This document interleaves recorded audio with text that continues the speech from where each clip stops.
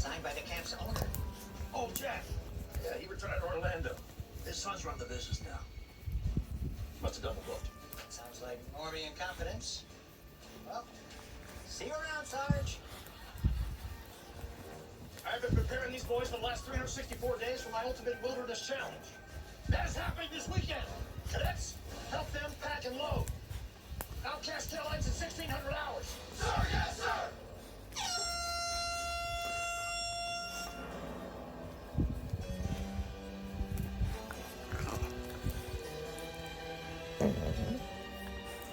If you and your dead-eyed drones want this campground so badly, then fight us for it.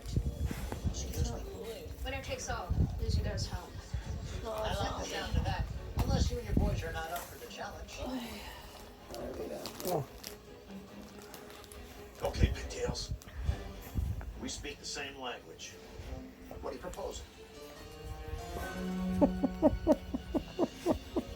In an unexpected change to our schedule, I am announcing... You okay? She's desperately trying to hump it. Then I think she might need Each to side will have their play own a bit. Jim Zephyr, designed by our Da Vinci Only students. has some pent up. Energy. Rules of engagement are simple. The teams will comprise of up to 10 members. They will be divided into defenders and attackers. The defenders will hold the other side's Zephyr hostage. The attackers are allowed to recapture the Zephyr by any means necessary. Once a team has reclaimed their Zephyr, Weird. they will fire a flare. Then it's a race to the finish across Ciderback Falls, back here to the lookout tower. Thank you. First team to place their Zephyr on the tripod. You little weirdo. No, you had enough. 5 minutes to select your teammates. Yeah. The nightshades are back. Trying to watch TV. And I went in. So do I. Oh, it's raining. Oh, it's hot though.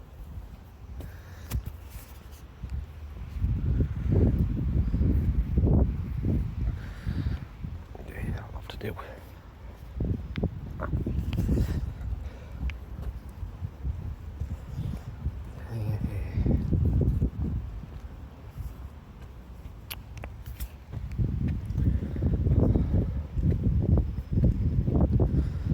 My pot of my vape fell out.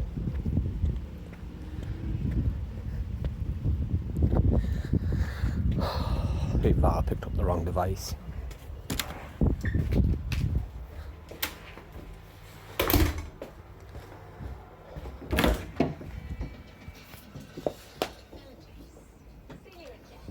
There it is. Oh, they. Yes, my vape.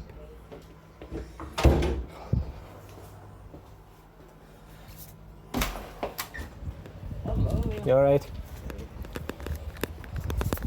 Cheers.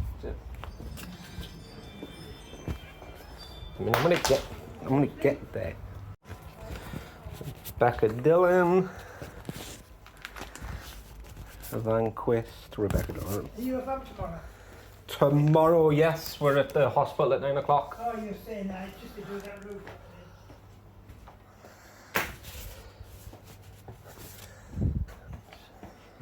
Vanquist.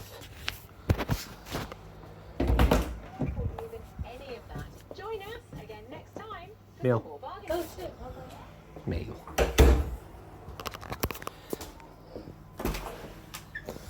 Jesus, I'm gonna get there at some point. Hey, seriously.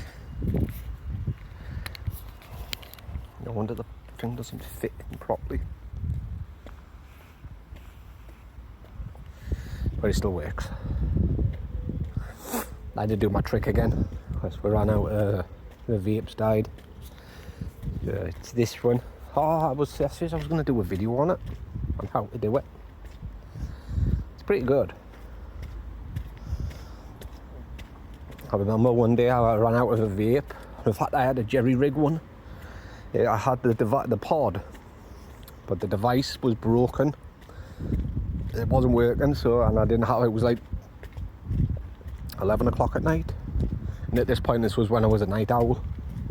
And what I did was, I took a power pack, cut it on one end, and then you know, so it would expose the wires. Stuck the 2 wires onto the device, because that's how it powers it, onto the back of the device. But it was bigger than this. It was a big, massive 10mm pod. So the connectors were pretty big. Sellotaped it with electrical tape onto the thing, make sure the wires weren't touching, and then plugged it in. Powered it.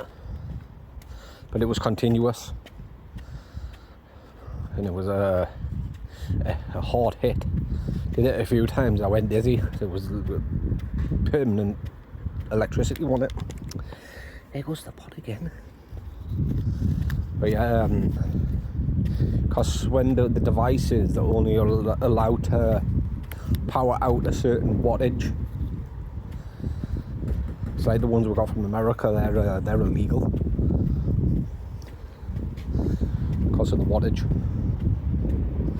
And not just the wattage, but the nicotine content. Because in the UK, these ones, anyone in the UK, you're not allowed over 20 milligrams. In America, you're allowed up to 50. And so the vape juice we brought back, which we've still got some, it's 50. Went into a vape shop, I buy a couple of cheap vapes, and we told them about them. Said we've got this touch screen one, $150 each, and the wattage goes up to 250. We went, really? I know, you can have up to 50 milligrams of nicotine. He went, Jesus. And they're illegal then. He went, how'd you get them into the country? I says, well, we had a disabled brother-in-law, and we had like 12 bags. I'm surprised they didn't stop her, because she had medication, her mum had medication to declare, so did Becca. And they says, when you get to the UK, you're going to have to declare it, but we forgot. Just put the bags on the pushy thing, a cart. Jonathan was acting up, so we put him in his wheelchair, you know, because we had to transfer him from their wheelchair to his. A woman came over to help me and went, how many bags you got? I went, 12. She went, do you know which ones are yours? I said, aye, there's coloured tape on them. So we got all the red ones. All the red ones were ours, because they're coloured tape. Packed them all up onto this cart. They all fit because of my stacking. And then we pushed it out. And just as we passed through, you could see the sniffer dog. And I thought, oh, crap, we've got in the nothing to declare port. Well, I had to declare it. I was like, crap.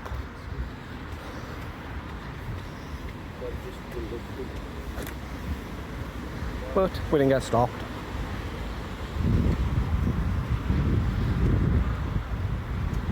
Because the airport policy states as soon as you pass into nothing to declare, you can't go back. You'd be like, oh, I forgot to declare something, that's it. It's an automatic fine, just for forgetting. So I just walked through, Jonathan was shouting and screaming. So we were trying to calm him down, we were all talking to him at once. And don't worry buddy, we're here, let's go. Actually, the police officers actually smiled. Gave a little smile.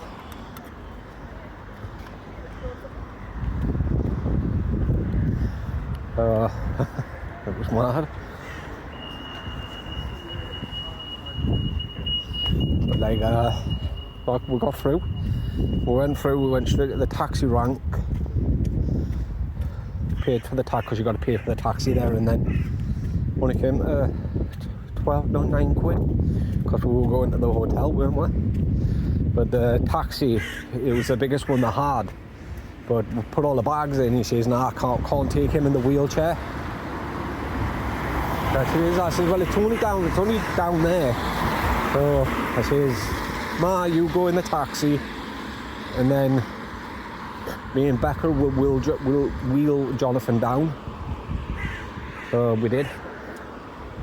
Wasn't happy about it. But when we got there, that's when she started kicking off, saying she's not staying. Because when we got through to the airport security, I had to go a different way, because I was a returning Brit. So I went through and waited for them. They went to a desk, and I could hear them. He says, "What you doing here?" And that's when I heard Marcy, "Oh, I'm just here on holiday." So he used to come and see my father. Beggar just stayed quiet. That's when she kicked off at the hotel saying she wasn't staying. I was, "Well, what are you going to do then?"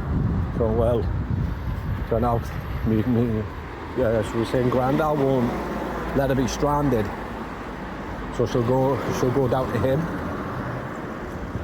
Because 4 bags were ours.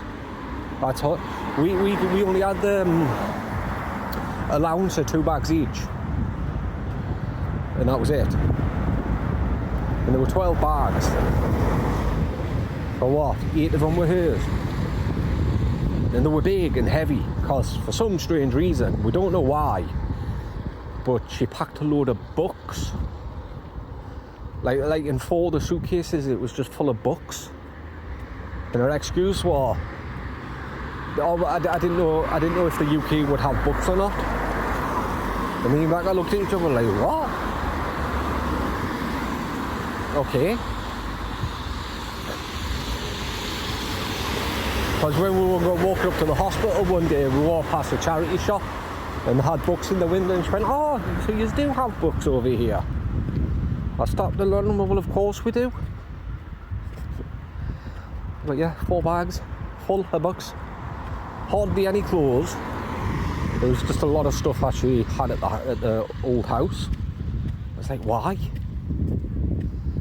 But yeah, she wanted to go home, which I could understand, you know. A new place, she was scared. Completely understand it. And there's just things could have been worded differently, you know, gone a different way.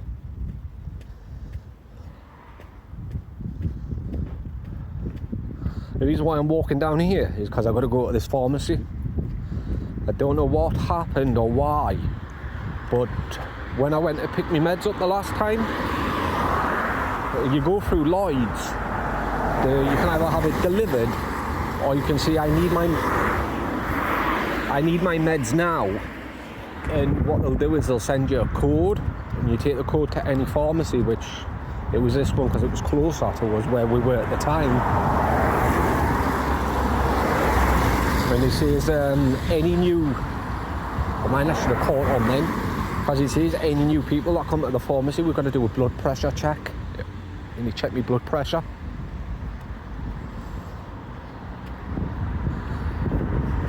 But I didn't tell him I wanted to change pharmacy. Which I'm going to tell him.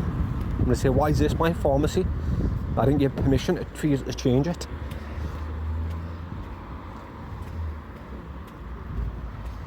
That's what I'm going to say. I mean, I want to be nice about it. You know, maybe it's a mistake. Maybe she heard wrong. That means I've just got to change my pharmacy back, which is annoying. Don't mind, it's only there from where the doctor's office is. And they do look like they're stocked up pretty well. Maybe I'll stick with them. Might as well. And she gets hers delivered, so he doesn't need to change hers.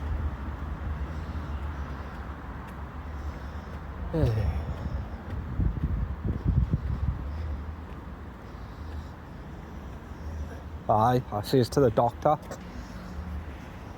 I says lately my back's been and my hand's been worse. I mean, it might have something to do with the fact I've just got a tattoo on my hand, but still, it's been worse. And you know what? I can't even feel it. Even when trouble hits it with a pause, it's not that part I feel, it's my fingers. And I say, as if you would have stuck to the original prescription that you were going to give me, you know, the Oxy, I went, this would be a different matter. I says other people shouldn't be getting involved. And that was a dig at the pharmacist. So on the 21st, when I say mum, I say, look, no matter what I tell you, you do not share it with anyone else. Because it's doctor-patient confidentiality. You don't share it with your colleagues, you don't share it with a pharmacist, you share it with no one. If you prescribe me something different, it's not up to them, it's up to you. And that's what I tell them.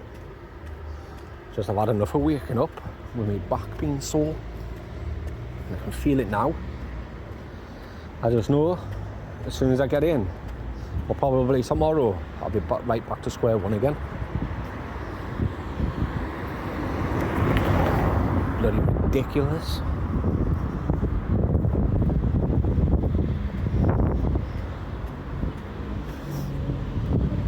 But yeah, the trick you do with the vapes, it's called the poor man's vape. I don't know if it works on others. I know the Lost Mary ones, it doesn't work with that. Something happens to it. You know, when you take the lid, you take it out and you take it apart, fill it up with air, something happens.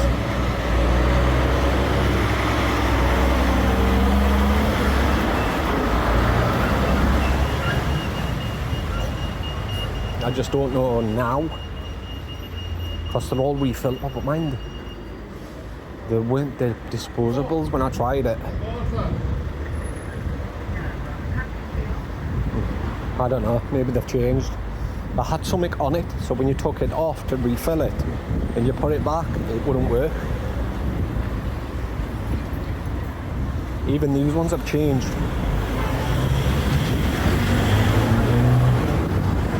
That's what you had to do, was get a knife on the side of them, because they're clipped on, so you had to like unclip them, take the control out, fill it up and put it back in and clip it back in.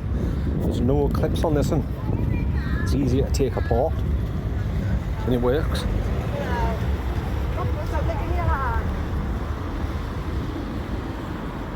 This pharmacy better be open.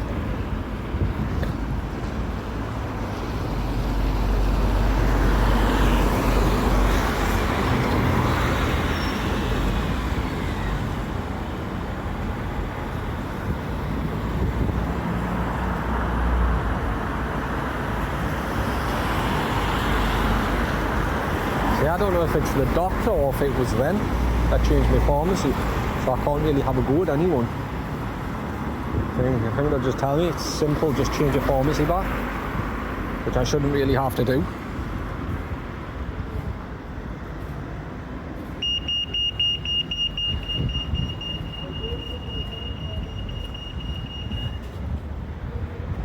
And the new solicitor's opened.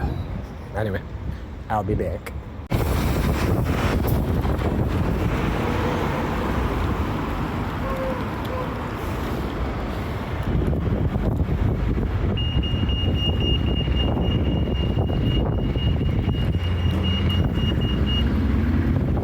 So apparently it changes automatically.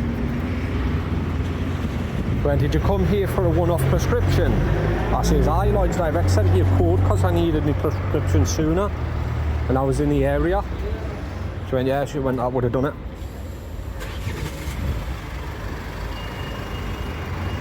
But I would have changed it automatically.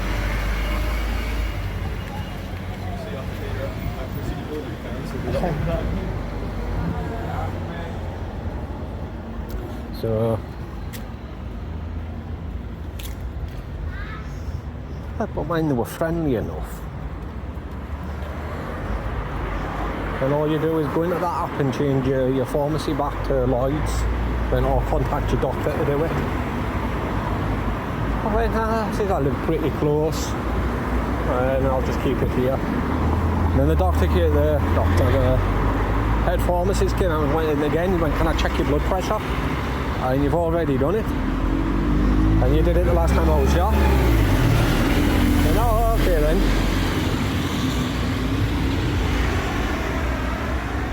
I told the doctor, I says, this is now a formal request for something stronger. And he gives me 15 milligrams of codeine again. 28 of them. But man, it wasn't him. He's a different doctor. But mind, every time I leave a note, because I know all the doctors can see it, that's why I leave his name on it. I mean, it's specifically for him, my doctor. Nobody else. Ah, I'm going to say that next time. Next time I need to leave a message. This is for such and such. Nobody else needs to read it. Pass it on immediately. Well, that's a problem with doctors like that, officers like that. It's like with Benfield, you know, you could select which doctor you wanted to see. You know, because I built a rapport with Shepherd. A pretty decent one as well. Shouldn't have switched. I know they weren't doing it Becca any good, and I know this doctor is doing Becca everything she's asking for. Like everything, and then some. But Benfield Park was better to me. But then again, I told Shepherd that I wanted to see a pain specialist, and he said no. I mean, I've asked 3 times. I asked him 3 times. He says, we're not really there right now. You know, we'll try it on this, and if this doesn't work, then maybe.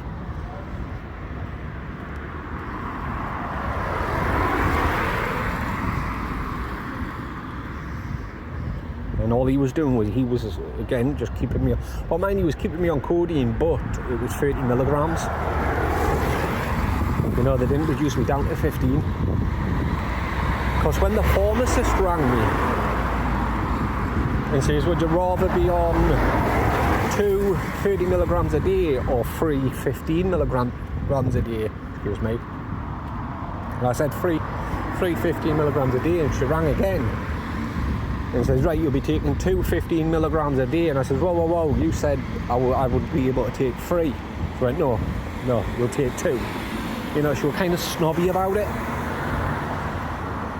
Like it was almost like she was saying, ha, got you, no, you're taking 2. And I didn't want to argue with her. I was like, right, fine. Because I knew for a fact I'd get to go up for that. I don't even know how many of these he wants me to take. I know it was 12 days ago I got some. But when I messaged him the last time, I told him I'd run out. And they're not doing anything for me. I've told him 3 times now, he's coding on doing anything for me. Take 1 up to 4 times a day as required. 4 times a day. What's that? 4, 8, 12, 16, 20. That's a week. He's giving me a week's worth. So why am I messaging him every 2 weeks? I mean, the last time I messaged him, I told him I ran out, and it was 8 days, because I got them on the 29th of last month, and it was 8 days later. So why didn't he give me some then? Right, 4 times a day. But I know from now on I'll ask for them every week. I mean, 4 times a day, I mean, that's not going to cut it. Not a chance, is it?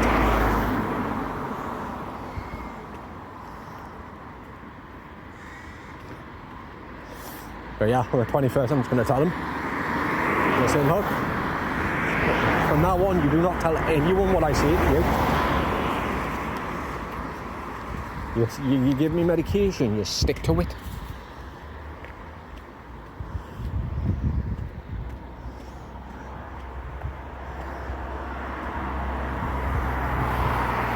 Because I know the last appointment, he says, unfortunately, we're not going to be able to up your opioids. And I says, you want to bet? I actually told him, you want to bet? And I'll be on codeine. I says, if I don't get anything strong, I'll be on codeine for the rest of my life. He went, no, well, the ideal version is to come off codeine completely. I says, the state I'm in? No. Unless you have a cure for osteoarthritis and rebuild the cartilage that I've lost, and also have, I don't know, some magic potion that's going to fix me back, Don't think so. But I'll see him on the 21st. If I can't get anything out of him then, I'll wait for a pain specialist appointment because I'm still waiting. Tell them I know exactly what they're going to say. Because one of my pals, well, one of my dad's pals, he says really play on it. Like really play on it. Tell him like you're unable to move, walk, do stuff. And then they'll give you what you're asking for. And you don't ask for anything. Don't tell them that you want this, that or the other. Just wait to hear what they'll recommend. And if they'll recommend what you're asking for, then keep your mouth shut. But then if they recommend something that you've tried, you tell them, I've tried that, it doesn't work. Or something that you don't want. And you just, again, tell them you've tried it, it doesn't work. So I need to keep saying, until they say the right thing, just tell them you've tried it and it doesn't work. Ow. Stupid kid. Yeah, doesn't work, doesn't work, it doesn't work. And then I'm going to go back to the doctors, show them the recommendation letter, and I'm just going to then say, right, give me it. What was that about when he writes the script out and sends it and everything? I say, what was that about me coming off opioids? Looks like that's not a thing now, is it? What I'm going to do, I'm going to look him dead in the eye and say, what was this about you wanting me to come off opioids? And now I'm being put on something much stronger. And I guarantee it now, whatever I'm getting, that's not going to go away, that's not going to go down. Until you come out with a magic potion that's going to cure my bad back, osteoarthritis, and repair the cartilage, I'll be on whatever the pain specialist has told you to give me for the rest of my life. And when I get, my body builds up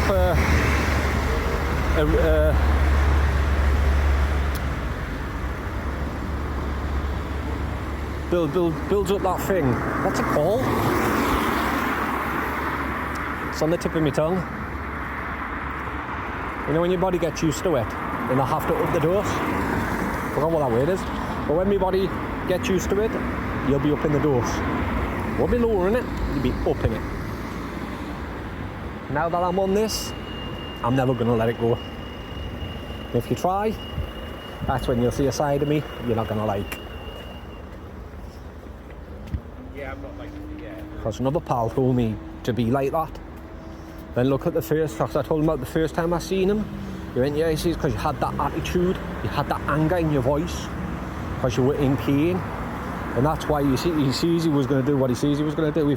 When he phoned you and says, unfortunately, we can't give you it straight away, he says, you should have kicked off with him.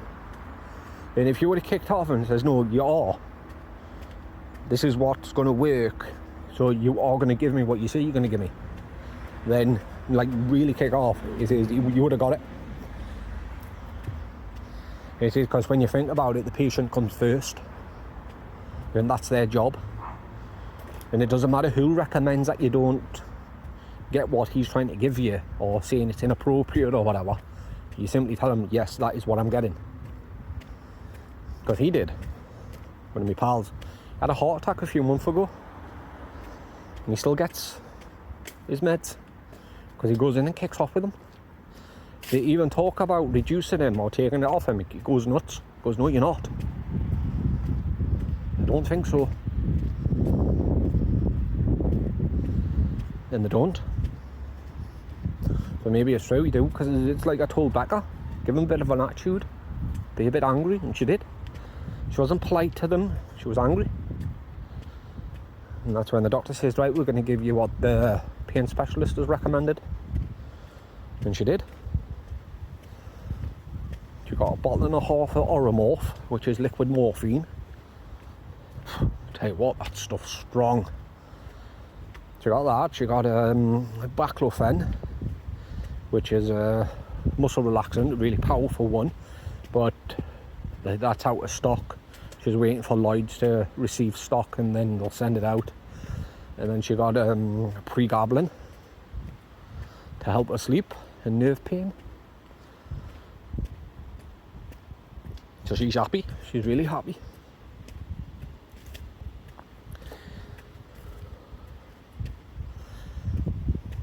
I reckon these codeine will last me 4 days, if that, maybe 3. Maybe I'll contact them, see if I've got none left, send more. Either send more or up the dose or give me something stronger. I mean, on the 21st, I'm not going to be happy with them. I'll be professional, but I am going to have an attitude. I'm going to simply say, look, the codeine's no good, I need something stronger. Right now. I don't care if it's not your policy. Your policy isn't my problem. I'm in pain, you're not giving me what I want when you should be. And I'll say what I say to you and what you prescribe me stays between me and you. No one else needs to know. Technically, he's broken doctor-patient confidentiality. Technically. And so did that pharmacist next door. I mean, I know they can look at the medication requests and stuff, but no way should she, our pharmacist next door, be allowed to look at my medical record. Or else how was she supposed to know what was wrong with me to be prescribed oxycodone? You know what I mean? So I'm going to say, because I told him I'm going to get legal involved if things don't change. So if he says that, I'm just going to say, yeah, because you've broken doctor-patient confidentiality. Because the pharmacist next door and the pharmacist and the doctors should not be knowing what's wrong with me and what I'm being prescribed. And they certainly shouldn't be interfering what you prescribe me. Because it's got nothing to do with them. It's none of their business, so I'm looking into legal action. Let me say, I want something stronger, and I guarantee it. Not one person's going to say anything to you, because they wouldn't dare. Because if they do, I'll just tell them. If they do, if they have a problem, say the pharmacy tells you no, just say, look, get in contact with him. You tell him. And when she rings, I'll have a right pop at her. I seriously will. Like, listen, it's none of your... See, that's how angry I am. I swore. I'm just going to say it. It's none of your business. It's none of your business what my doctor prescribes me. Absolutely none. It's a good job I got friends, you know, or I'd be screwed. Both me and Becca would have been. So thank you to my friends for helping when we needed you. Oh.